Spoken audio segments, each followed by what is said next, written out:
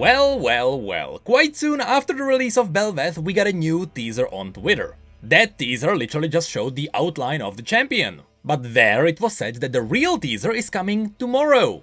And so, as it usually happens, it was the Chinese Riot who released the trailer early. Which only meant one thing: we were getting the English trailer 1 hour after that. And that's why we are here.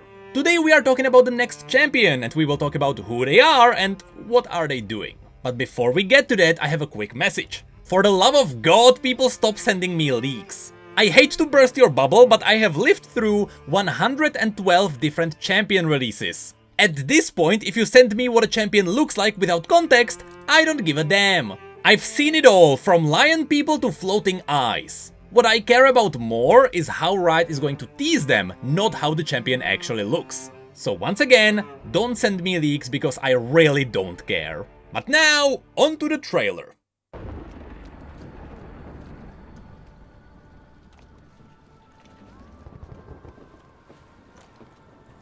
Right at the beginning, we can see that this is taking place on some kind of a fishing platform. These were usually used just for fishing, or they were used as trading platform. Regardless, obviously, we are in Bilgewater.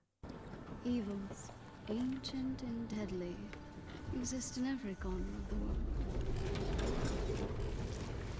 And then we get a little teaser of the champion with a monster shown below. This is supposed to show us that this champion is going to hunt evil. And because the champion is talking about good and evil, it is supposed to show us that this champion will likely hunt monsters. Which pretty much fits the monster hunters of Bilgewater, except she is likely not from Bilgewater. They have made themselves comfortable, taking what is not theirs, gorged on the suffering of others. I will face them all and crush them. Lord of the waters, grant me swiftness for this trial. And here's the thing. In case you don't know, this champion was teased in the latest story with Twisted Fate and Graves. There it was mentioned that Graves encountered a female with a laughing jar. That laughing jar is most likely what we can see here. We also know that this is supposed to be a champion who is living above the Oyster Bill's oyster shack, and she's supposed to be bright and laughing all the time. However, it is supposed to be the jar that is laughing. And here's the thing.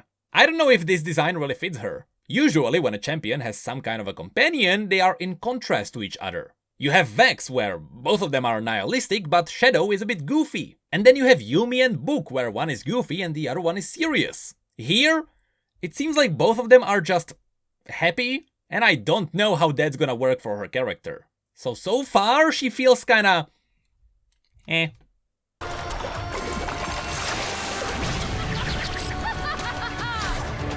Now, as she whipped out her whip, she also mentioned the God of Waters. Now, that is most likely not going to be Nagakeboros. Whatever the God of Water is, it's gonna be from another region.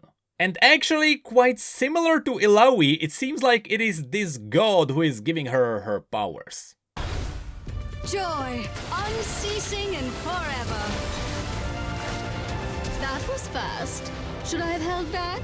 And then we have the gameplay. If there is one thing that people complained about, it is mobility. Guess what she gets? Mobility. Ah!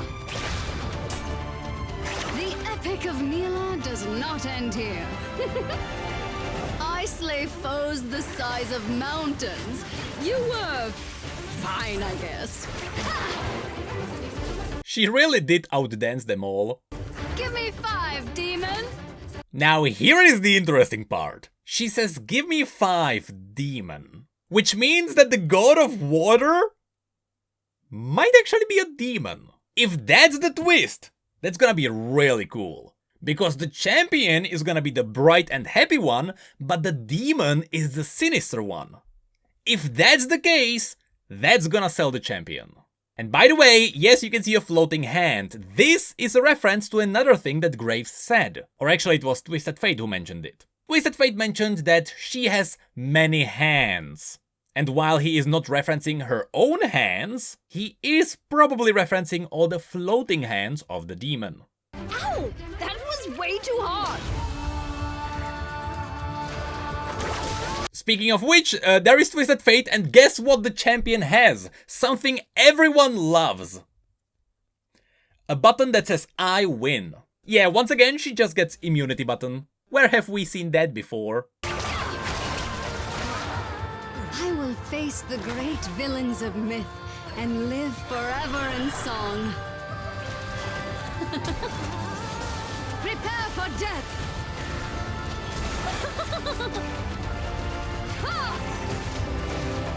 I don't even know what's happening with the rest of the abilities. I don't think it matters. The abilities will be released later, but she does stuff. Now you know what you're up against.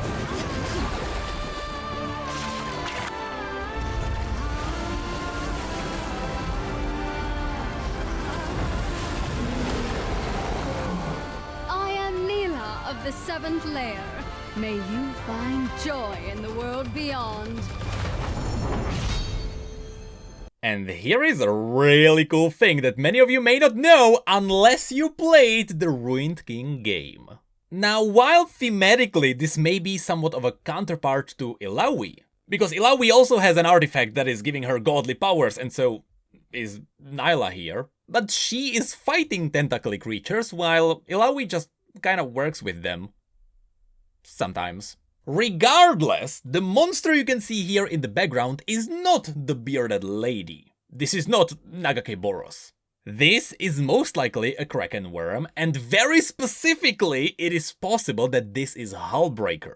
If you played the Ruined King game, you know that this is what Hullbreaker looks like. It is almost a draconic beast with tentacles all around, and that's what we can see here. I wonder if they are gonna expand on it, but yeah, I really wanna see canon Hullbreaker.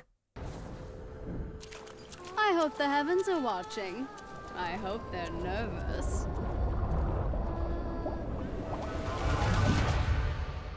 And then we could see the many hands of the demon which were shown for the first teaser. And that's basically Nilah. We didn't really learn where she's from, but as far as we know, she is not from Bilgewater. She may be from Ionia, but it is more likely that she's actually from the new region that is somewhere around Shurima. That's because, to quote Twisted Fate, he had never seen her clothing ever.